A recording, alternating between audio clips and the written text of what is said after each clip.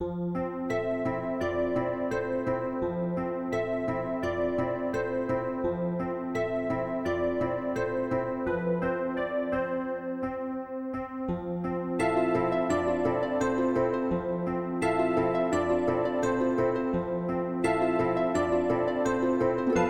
hello. Welcome, everyone. Welcome back in. We're back. It's been a couple of days since I last did a live stream. And I don't know why that was. I recently started watching Lost again. You know how you go back and start rewatching old shows because there's nothing good coming out recently that you feel like watching, so you just go back and watch the older shows. Well, that's what happened to me. I went down the loophole, went back to the island with a smoke monster and all that, and I feel like I've been stuck there, and I didn't really feel, well, I did feel motivated to play video games, but on the other hand, I couldn't get myself off the screen, so that's why the days just went by and I wasn't playing, wasn't streaming. That combined with some other issues, like the fact that it was my birthday last week, so I did have to celebrate and all that. It just sort of created like the sort of loophole where 3 or 4 days went by. Must have been quite a few days. I don't know. I can't tell. Like, I'll have to go back and check the date of my last stream. But yeah. Anyway, some things have changed. We have a new webcam, which I have tried to adjust because I was told that on the first stream that I used it didn't look that good. Hopefully this time it does appear a bit better. What else? And a new controller that I'm bringing out. A new PS5 controller, which looks rad, looks totally cool. I love the designs of these new PS5 controllers, the dual sensors. Oh man, they don't just play good, they look good too. So like, dude, wow. But there have been some other things going on within the gaming industry that I would like to address. You know, the first, if you're not a local to my streams, I do like to take the first 10 to 30 minutes before I start the game, talking about stuff that may be going on within the gaming industry. That, you know, I like to share my opinion and my views on things, as do a lot of people these days. It's like you have a platform, you use it to get your voice out there, right? It's not just social media anymore, it's streaming platforms too. So yeah, if you're here, you have to hear me ramble a little bit. That's the downside of it. But the upside is that we will get to playing some Crimson Desert as well. I mean, geez, that game is huge, and it just does not end. Like, we're still stuck in Dominus, Chapter 7. So I do want to get out there, I do want to explore that world, and today we'll be doing a bit more of that. We won't be focusing too much on the story. But before we get to that, there's something else I want to talk about. You know, something else I'd like to address. And, you know, we'll put some music on in the background. I'll turn it down a little bit. Maybe take it down to there, just so it could be barely heard. I'll switch to this screen. Let's see, do we have audio on this screen? Hello. Yes, we do. And this is the elephant in the room that I'm looking to address. My webcam is adjusting to me, to my hands, like to all the new stuff. But anyway, this is what I wanted to talk about. It's like, wow, okay. Hello, focus. I'm sorry, this camera, it's just all over the place, playing with the autofocus. I did try to adjust it during the last couple of days, but it seems like it's still playing around. Like now it's moving out further. Maybe if I move back, what'll happen? Okay, now move forward. Anyway, that's where I want it to be. I hope that's where it stays. But I just want to talk about this, what we're seeing here. This abomination. This, do you believe this? Like, does anyone take this seriously? Like, honestly, when you saw these review scores, did you take this seriously? Did you take this game seriously? Did it make you want to play the game when you saw all of this happening? Like, honestly, for me, it's a travesty. It's a travesty, and it just keeps coming back to this thing that I've been talking about recently, about the state of the industry, not the gaming industry, the game journalism industry, right? It's pathetic. This is pathetic. And also, we're talking about this random game that they've been promoting as a hip indie game, which they want to turn it into this year's Clair Obscur Expedition 33, which is a game that literally came out of nowhere. MIXTAPE, which that is literally the only thing it shares with Clair Obscur, is that both we did know a little bit about Clair Obscur. We had seen 1 or 2 trailers, whereas MIXTAPE literally just popped up out of nowhere and everyone gave it 10 out of... Literally, like, for me personally, I had no idea. I woke up one morning and I saw that IGN had given it a 10 out of 10, calling it a masterpiece, raving on about it. And I was like, okay, this is going to be fun. This is totally not opening a whole can of worms, right? So, yeah, I saw that and I was like... it literally did not motivate me to play. If anything, watching it get these scores made me think that there's some catch to it, and it literally made me want to stay away from it. It literally made me think that this is a game that I will have no interest in. I will not be interested in it. I will be... it will not have elements that interest me as a gamer, or it won't make me... it doesn't make me want to play it, seeing these reviews, you know. It got some... the user scores were average, but the thing is that seeing so many game journalists giving it such a great score, it only made it more controversial. It only made the game more controversial. It made it more inflammatory, you know, because it's just what I've been saying. Like, people don't trust game journalists anymore.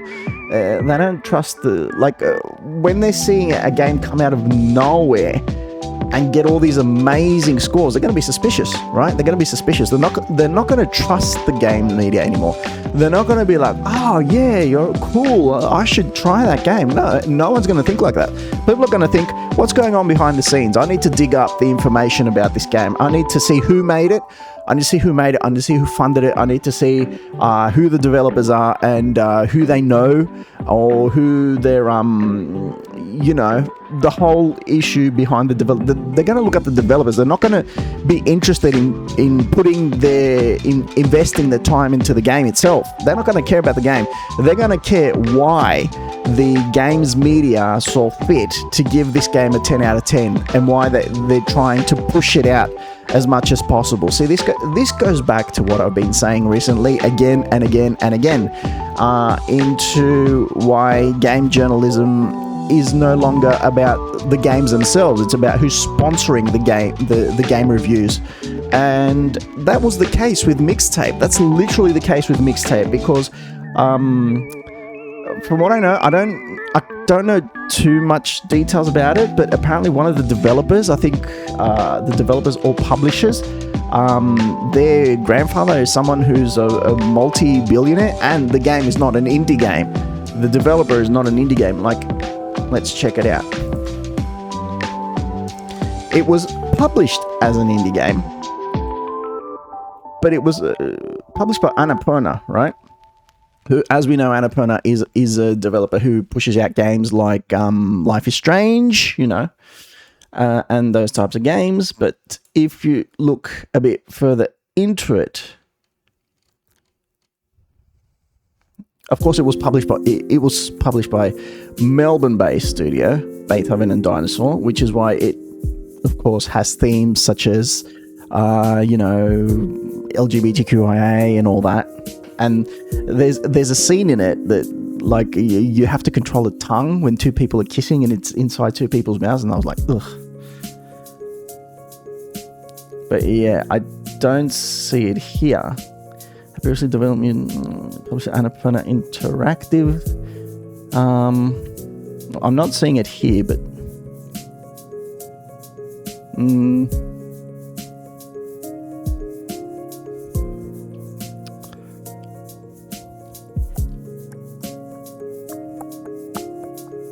Mixtape, a video game by Beethoven and Dinosaur. Alright, let's check it out. Is Mixtape an indie game? Is considered an indie game. Developed by the independent Australian studio Beethoven and Dinosaur, published by indie-focused publisher Annapurna Interactive. Focused publisher. I just want to do everything in my power to help all of you and the planet. Mixtape isn't an indie game because it has licensed music.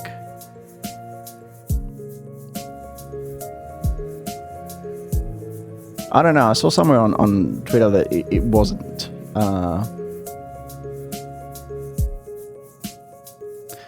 Let's check it out here.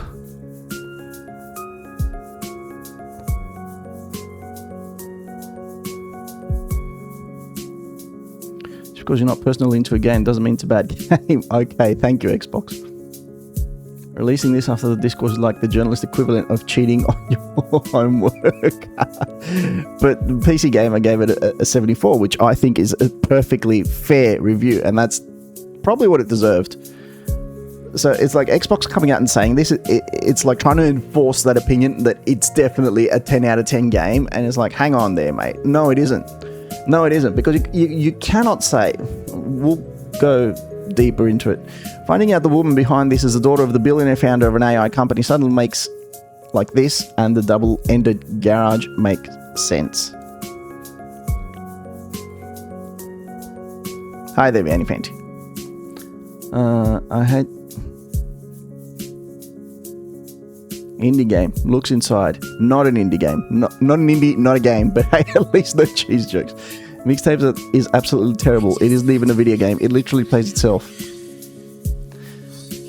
Dear society, I'm so sorry, and I've never been more embarrassed to be a millennial. I'm going to play this and let you know what I think. But yeah, that's the thing. Is like one of the developers or publishers, I don't know, was the granddaughter of someone of... Like, they literally had a lot of money to make this game, and it's being pushed out there as an indie game. It's an indie game. I don't know if it was the Australians or the people from Annapurna, but it doesn't matter. You cannot say that you're an indie game and have billions of dollars behind you when games like Claire Obscure Expedition 33 have like 30 people and the budget of, you know, a hot dog cart. It's not. It doesn't work like that.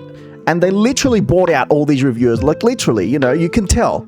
Like, I don't have proof of this, but you can tell it's bloody obvious. When games like Crimson... And I'm going to keep going back to Crimson Desert, or Black Myth Wukong, or... What else came out this year? Pragmata, you know, or Resident Evil Requiem. Games like those are getting they're getting so much criticism. Why? Because they're made from big developers, you know. Although, if I'm being fair, Pearl Abyss is more of an indie studio than Annapurna Interactive or the people who made Mixtape, right? Because they took the money from a game that they made initially, like Black Desert Online, and they put it into a single player game. And they invested, and they're still investing, and they're still putting time and effort. Mixtape is a game that just came out there, and they're not going to do anything else about it. And they're like, oh, cool, look, we're getting rad reviews. No, it does not work like that. It's silly. Like, seeing those reviews and seeing all those game journalists, game hypists, whatever, trying to push it out there as the best thing since chocolate milk, it just makes you suspicious. It makes you suspicious. And then people online, they go online and they say their opinion about this. And they say that, like, no, it's not good. It's not a good game because I'm playing it. And my opinion of it is that it's not good. And that game journalists are being bought out. Or they're not being entirely, you know, what's the word? They're not being entirely fair in their reviews because they're seeing things in the game that they like and they're rating it based on that, purely on that, you know.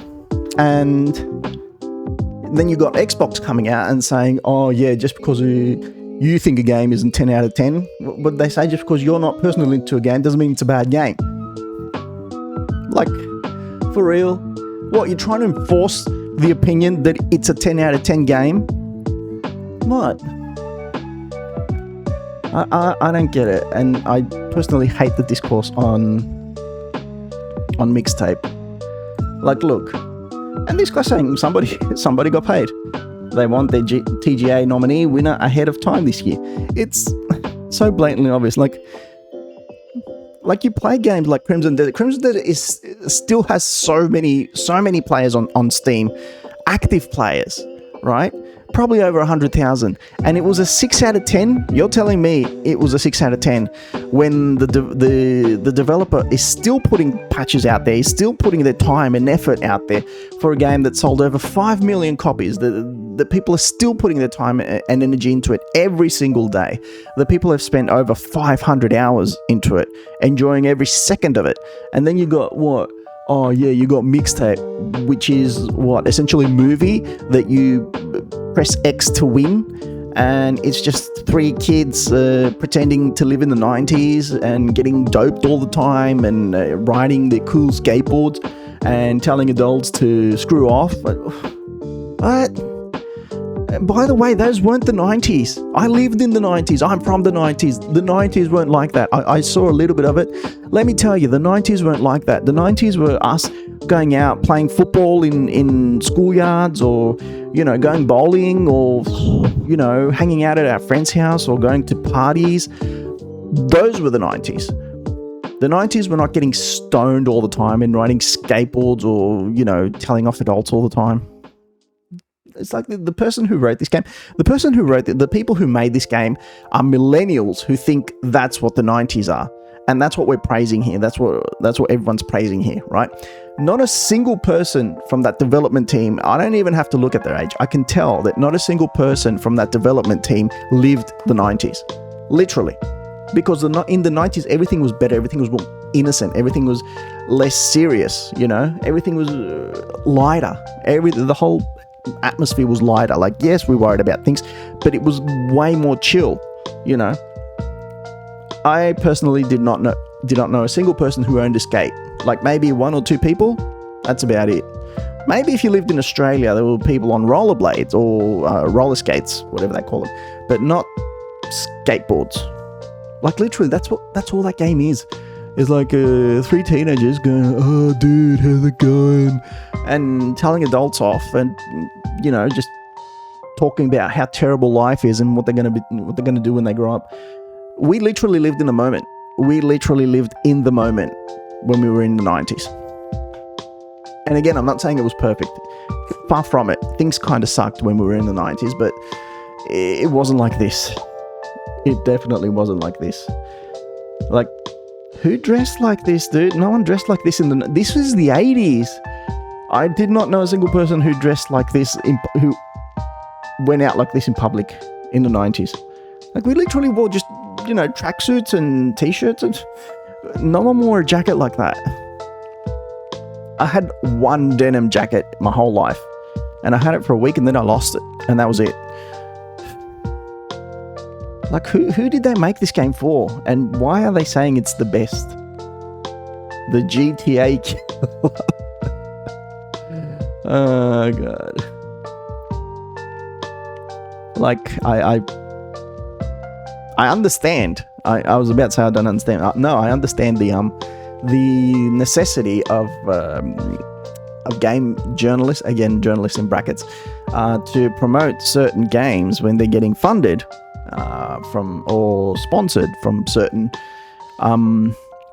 publishers. Or I don't think the developer had the money to push any reviews out there. It was a tiny developer from Melbourne, but I reckon that Annapurna, or someone within Annapurna, or someone outside of Annapurna who really liked the game, must have seen the game and really liked what it had to say, or some of its content, and been like, okay, we really need to push this game out there. So, you know, they put a bit more money into it, into its promotion and marketing, right? So, yeah, this is what happens. This is what happens. And this is what Pearl Abyss didn't do. This is what Capcom doesn't do. This is what, yeah, you know. So, yeah. But the thing is that it's starting to feel like when a publisher doesn't do this, or a developer doesn't do this, they don't create sponsored content, then they're just going to be sitting on 6s and 7s. But yeah, or maybe it's just about the content of the game itself, right? Like there's no... I'd be remiss to say that, when you put MIXTAPE and all the other games that have come, all the other major titles that have come out this year, it's hard not to notice what MIXTAPE has compared to those other games. The graphic content, the LGBT content. So they probably want to make sure that games that have that sort of equality get more attention, get pushed. And also, it's hard not to notice that the person who did the review for IGN was a little bit...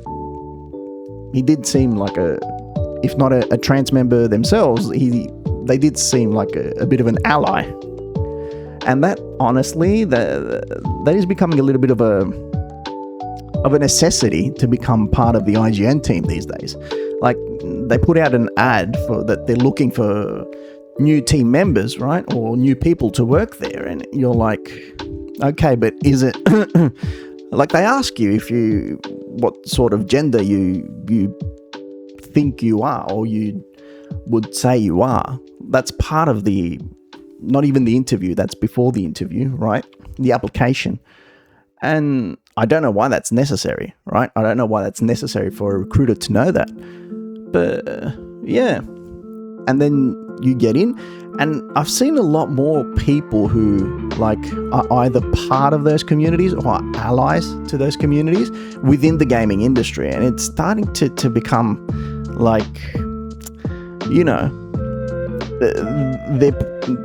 they're becoming more, it's become more and more, and to the point that there's no average white male, within the gaming industry. And it just makes you think, it's like, do these people judge a game based on representation alone? Like, if there's no representation in a game for them, is it just like, we're not giving it a 10, there's no way we can give it a 10 because there's no representation here? And then you're like, how is it fair for a developer to get the game fairly promoted if that's the first thing that these people look at? Because to them it might be perfectly fair, to their minds, and to these game journalists, it might be fair that the top thing on their agenda when they do a review would be to look at representation, right? To look at, hey, does this game include me in it? Does this game include things for me in it? And if it doesn't, well, I can't give it a 10 because I need to punish the developer. I need to remind them that they need to have inclusion in their games, And for them, this might be a perfectly normal train of thought, but it isn't.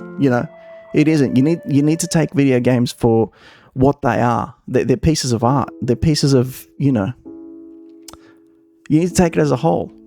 But on the other end, and on the other end, that's creating more enemies for the game publishers themselves. It's creating more enemies because you're like, and not just the game publishers, but those whole communities, because the regular gamers out there, they're looking at these reviews and they're like, come on, man. Like, are we only supposed to play games that have gay content in them or LGBT content in them? Like, is that what you're telling us to do? Is that what you're trying to, is that the opinion that you're trying to enforce on us? And, they're not liking it. They're not liking it. And I think that's fair. Anyway, I just wanted to share my 2 cents on this whole MIXTAPE debacle, because it was honestly funny. Again, like I said, when I saw this 10 out of 10 by IGN thing, I didn't watch the review. I watched Asmongold watch the review and tear it into pieces, as he always does. I'll be honest with you, I do enjoy Asmongold's content because I agree with a lot of it. I think he's very smart, and I think he's very I don't know, his opinions reflect on me, because he seems very down to earth, and what he says seems logical. I don't know, he seems like one of the very few logic content creators. I don't agree with everything he says, but a lot of the stuff he says I tend to agree with. I tend to think that it makes sense. So yeah, Like he's the opposite of another content creator, which I won't talk about. But yeah, he's just like one of the few people that make sense on the internet these days. And yeah, I did. So I didn't give the view to IGN. I didn't give IGN my time of day, but I did see Asmund tear it into pieces, and I highly enjoyed that. I thoroughly enjoyed it. I haven't seen much from the video game. I've seen a few bits and bobs here and there. Speaking about that IGN review, oh my god! Because as I mentioned, I saw Asmund watch it on YouTube, and it was trying to push the reviewer onto the person watching the review. Like it was, let's just say it was 16 minutes. The IGN review of MIXTAPE was 16 minutes, right? It was 10 minutes looking at the reviewer's face and 6 minutes looking at the game itself. And you're like, why are you showing us your face, dude? And he or they, or I don't know what he would, under what category he falls under, but I'm going to call him a he. He had purple hair and this big chubby face, and you were like, why am I looking at you so much? Like, it's literally the first IGN review that I've seen where you've spent most of it looking at the reviewer, right? And it just gave me this sort of message that I'm here, you're going to look at me, I'm going to shove my face down your throat. Like, that's literally what it was. That's literally the sense I got out of it. It's like, I'm going to give you a little bit of the game, but I'm here to shove my face down your throat. You're going to choke on it. You know, I'm going to use the fact that I work for IGN to enforce my, I don't know, my face down, or normalize my, I don't know. It was very, very weird, because literally IGN reviews, they just show you the game, right? You never see the reviewer, ever. Like I used to watch a lot of IGN reviews, and they just showed you the game. I have never seen any of the faces. Previously, I've never seen any of the faces of the reviewers, and I was like, why is he showing his face so much? Do we need to see his purple hair? And it was like, only the top was purple, like the rest of it was normal brown like mine. But I was like, mate, stop sticking your face on the camera so much. You're representing IGN. You need to show the game. You don't need to show your face that much. But I was like, hey, you know, maybe this is the direction that IGN is moving towards. You know, that pretty soon they'll just be sticking a webcam in front of a trans person's face and being like, this is our review. It's going to just be the trans person talking about the game and how much LGBT content it has, and that'll be the review, you know? That's the future we're moving towards. I don't know. It just felt so, ugh. You know, I was trying to focus on what Asmund was saying, but looking at that face on the webcam, I was like, oh man, come on. Just be done with it, you know. Sometimes I wonder if that's what people think when they watch my content. But it just wasn't pleasant. And he had this big webcam. It didn't even show, like, he could have split it. Right? Maybe half the screen could have been his face and the other half could have still been the content. But no, he wanted that whole webcam on his face. No game. And I was like, that's just... Because, you know, it just feels like they're actively trying to shove this content down your throat. And that's what makes a lot of people have violent reactions, not violent, but angry reactions to all of this, you know? Angry reactions to the fact that MIXTAPE is getting 10 out of 10 reviews because it has LGBT content. Everyone is like, oh yeah, inclusion, promotion. But the minute you say something about... okay, but can we take a step back from it? No, let's get him. You know, it's not logical, you know. Maybe you don't feel like you fit in. Maybe you wanted to take a step back from it. Maybe you don't want to, you know, it doesn't make you feel comfortable. You don't feel comfortable, how dare you? We need to lock you up in a room and send you off to a training camp or something. That's the thing. Like, there's no space in between. It either goes to the one extreme or the other. But anyway, again, that's about as much of my opinion. I don't know if what I'm saying even makes sense here, because I'm trying to get my thoughts into a row. But I don't know. Sometimes when you're on camera, it does add a little bit of extra pressure. But that was the one thing. The other thing was we did talk about the FF7 drama. So we're not going to go into that any further. But we did hear... Oh, and the new Yoshi game's coming out in about a week or two. When's it coming out? It's coming out, next week. And that's cool. Let's see. There's something else I want to talk about before we start playing. There's going to be a new Dragon Quest event. Yeah, here we go. Yuji Horii, who's the creator of Dragon Quest, says they will announce the next Dragon Quest game on May 27th, the 40th anniversary of Dragon Quest. We'll do a live stream on May 27th. I think we'll also be able to announce the next title/work. There are various other things besides the next title too. Please look forward to it. So, I mean, hopefully it'll be Dragon Quest 12. I don't think the word announce is a little bit weird because they've already announced Dragon Quest 12, right? So, and he doesn't say the next, because the next Dragon Quest game could be Dragon Quest Builders 3. It could be Dragon Quest 8 remastered. It could be many things. It doesn't mean that a lot of people have taken this and they're running with it, saying that, oh, cool, we're going to see Dragon Quest 12 again. It might not mean that, I know a lot of people are expecting it, and it's been years since they announced it, right? So I understand.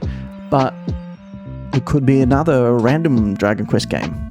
Although, admittedly, having an entire presentation, especially for the 40th anniversary, to not show anything good, would be a little bit disappointing. It might be Dragon Quest 10 offline, which I remember they said that they're going to take, because Dragon Quest 10 was an online game, so I remember they said they were going to take that offline, turn it into a single player game. It might be that. There's many things it could be. See, that's the thing, because Dragon Quest is a huge franchise and there's a lot of games you could take from that. So I'm thinking it might be one big game and 2 or 3 smaller titles, like, I don't know, a new Builders, or maybe a collaboration with something else. So I'm keeping fingers crossed, and I might, depending on the time of day, I might do a live stream for this. And it could be Dragon Quest 12, keeping fingers crossed for that. But even if it's Dragon Quest 8 remastered in the form that Dragon Quest 7 reimagined came out, I would really like that, because I've heard great things about Dragon Quest 8. So I'm actually looking forward to playing that someday. So if they do that, I wouldn't have an issue with it. But yeah, I don't know. There's lots of things I'm thinking about in regards to Dragon Quest. I would love to see Dragon Quest 12, of course, and hopefully it's bigger and better than Dragon Quest 11. I don't know how they could accomplish that, but yeah, Anyway, so that's been happening as well. What else? It's Luigi time.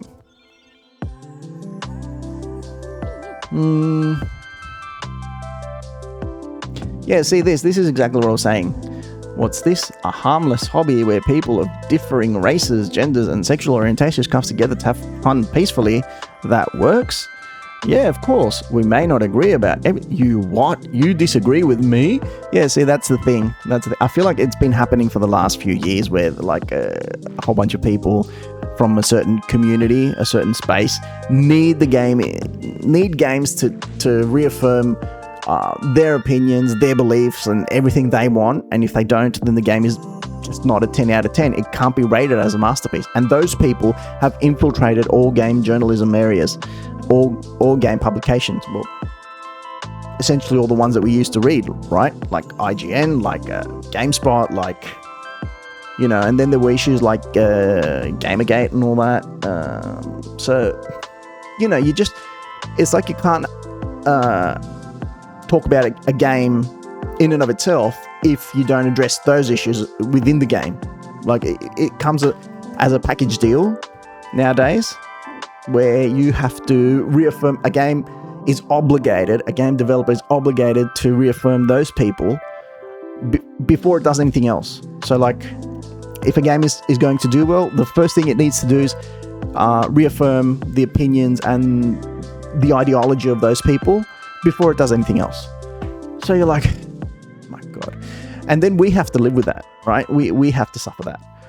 Because like maybe we don't have, not everyone has that sort of ideology. Not everyone has those, not everyone needs to be reaffirmed for who they are or what they do or, you know, for their personality.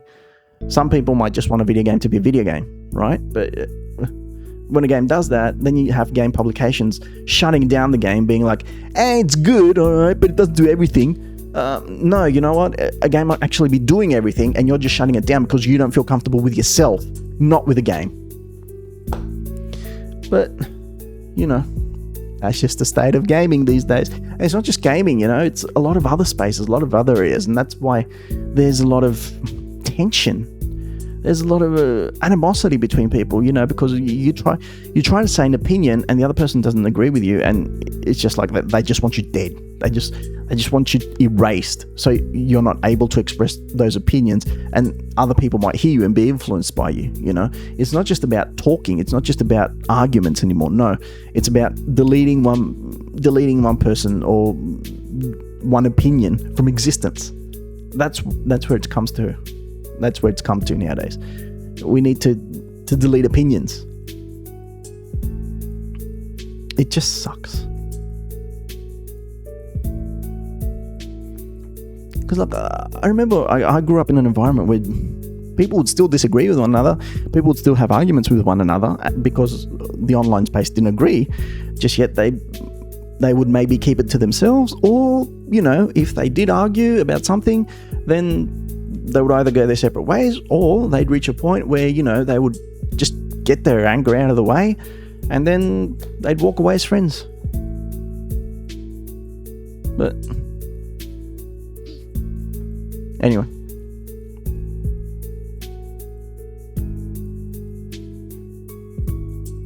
I mean, yeah, see, look at this. Scores are in, 10 out of 10, 10 out of 10. And you got like literally the day after it left, or 48 hours after it came out, or the week after it came out, it's like 841 people are playing on Steam.